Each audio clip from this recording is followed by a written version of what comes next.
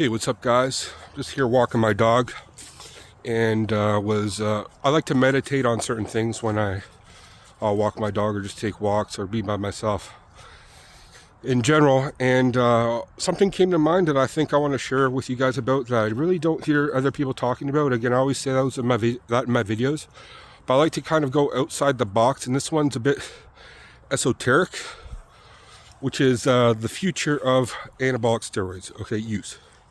Okay, which there might be some differences of what it looks like now, or like it might build off what it's like now, and how is it going to be applied? How are these pharmacological compounds going to be leveraged for humans in the future? So in order to know what's going to happen in the future, we got to know where it's come from in the past, correct? So a lot of these compounds were synthesized to treat certain pathologies, which were muscle wasting disorders, post-surgery, etc., etc. So that's essentially going from -1 to 0. You're in a negative state of health, and you want to come back to at least a baseline of health, which is a normalized state of health.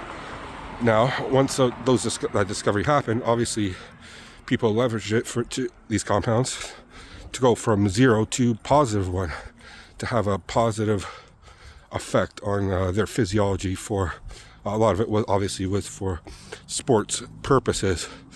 And just like anything that's new and discovered, it was a bit of a trial and error. Obviously, that's why there's a bit of a stigma, because a lot of these compounds were dangerous and misused, and nobody knew what dosage they should be using it for, it was very experimental, right? And I think a lot of people ended up dying in the process, which is part of science. Back in the day, you just got to determine which mushrooms were edible and which ones killed you. At some point in time, somebody discovered that. But to get to the point, we're still in the relatively new. It's still relatively new science for a few reasons.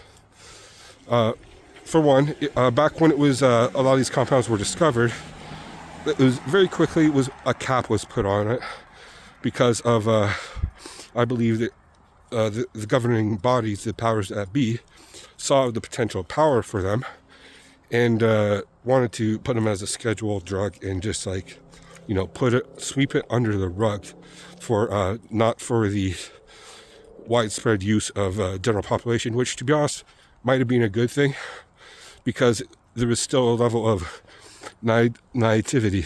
The people were naive at the time. They didn't know. So you wouldn't want necessarily a mass experimentation of compounds, which is going to hurt a lot of people, right? Like a thalidomide effect, which caused a bunch of flipper babies, for example. But that being said, now we've been a few decades into the use, specifically anecdotal use of bodybuilders and such. So there's been guys who, some of you guys maybe on my channel included, who've been using some compounds for decades now, right?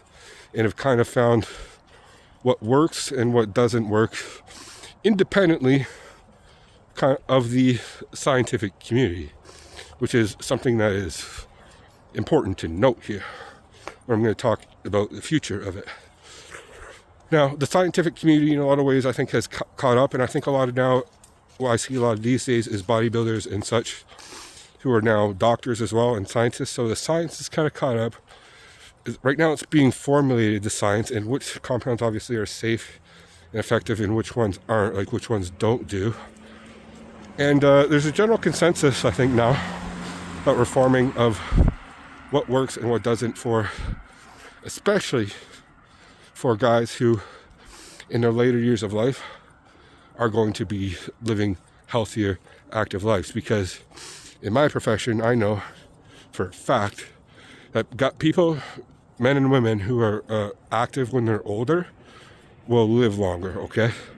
I see people in their 60s especially who are inactive, and I know they're not going to live much longer, at least healthy lives. And then I see guys and girls also in their 60s who are very healthy. I know that they're going to live potentially quality of life, so not necessarily, but into their 80s and 90s. And I think this is where the leveraging of pharmacological agents is going to come into play, specifically HRT, which is now happening with both men and women.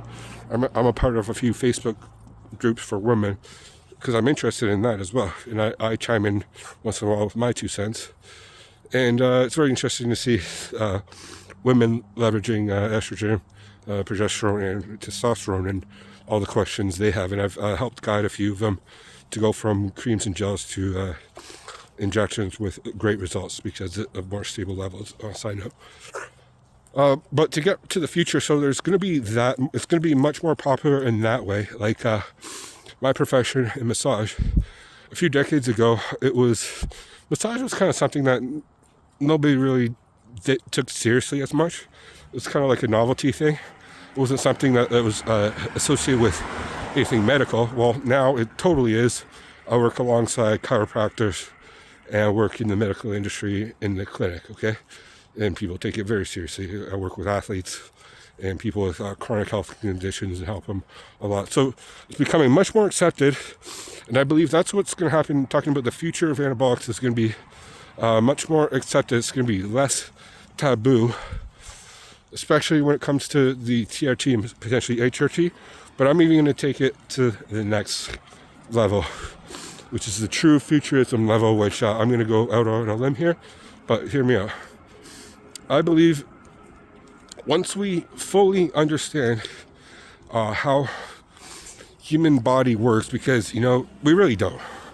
There's a lot of things we don't know about.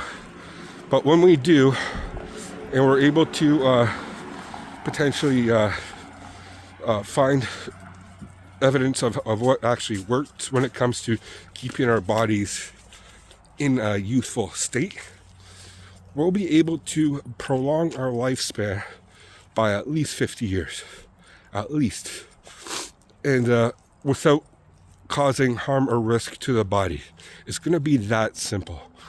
Because all the things that I see in my work when it comes to aging, quote, it's not because they're old in itself. It's because of the inactivity in their body falling apart, which can be countered with leveraging right compounds to keep, like I was saying before, from being a -1 state to at very least a 0 state. Okay? And in the process, in the near future, there might even be new compounds that are discovered. Like there is all the time. Like now people are talking about retroglide or something. But again, like that, there's going to be some experimentation involved in that, and maybe it'll turn out that some of these compounds aren't long-term safe. But some of the ones that we know, the tried true methods, are going to work. And here's the other thing. The guys who started bodybuilding in the, say, 80s, 90s, who are kind of still doing it and still never stopped doing steroids, there's going to be some of them that outlive the other people that are, and we're going to see what they did right. The guys who are going to be in their 80s and 90s eventually, who've been using it for 6-7 decades, it's going to become a point in time when that happens, okay? And we're going to see what happens there. And the other major thing is the HGH, which like the general population didn't really use until 90s, 2000s. It was really hard to get at one point, and at one point it was even dangerous to get because it was made from cadavers.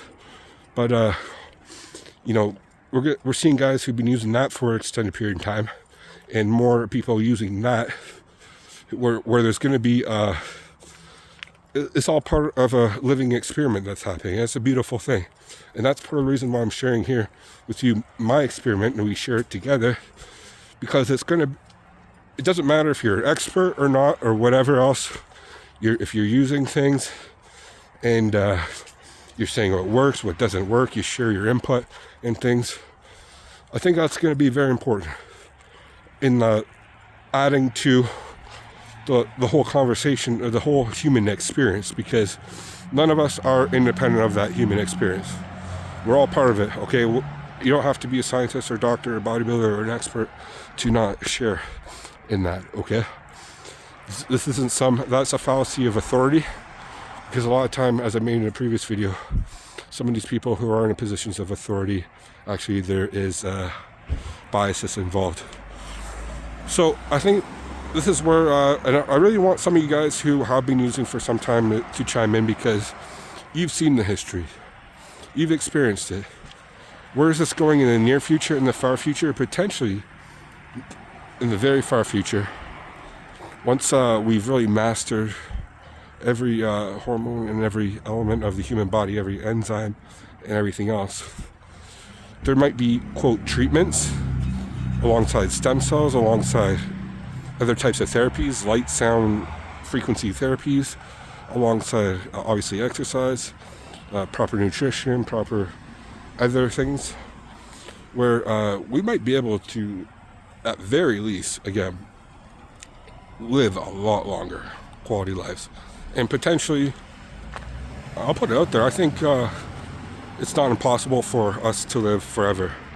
Whether somebody in this generation will or not, who knows? Or maybe there are people who are already living forever and they're integrated in society, we just don't know, like the vampire, like Johnny Depp or something, or Tom Cruise, he's been living since 1600s or something, because he knows how to use blood of young people. That's also another scary thing as well, which I think some stem cell clinics do. They use placenta and they use cells from other people to leverage, which there's some ethics involved in that as well. So what's your thoughts about this? I could even go more into some more existential things and go out there, but I want to keep it kind of realistic and not too abstract. And I think these are things that probably you've considered one way or another. But because of a lot of people now are leveraging various compounds for life extension purposes. And maybe that's why they want to keep it under caps, to be honest. Like if the powers that be knew that the general population was having that type of power, or maybe there's aliens involved and they're like, oh, we can't have these humans understand the secrets of how to be eternal. That's why we're getting poisoned every which way or another. Like I'm in a store right now, I'm looking at all these, quote, food, it's all poison. Maybe that's all by design too. Lottery tickets poison, alcohol poison, cigarettes poison, etc. Bags of chips, candy, etc. Anyway, I'm just here. My buddy's here, super cool guy. I'm gonna talk with him for a bit. Thanks for watching, guys. Peace.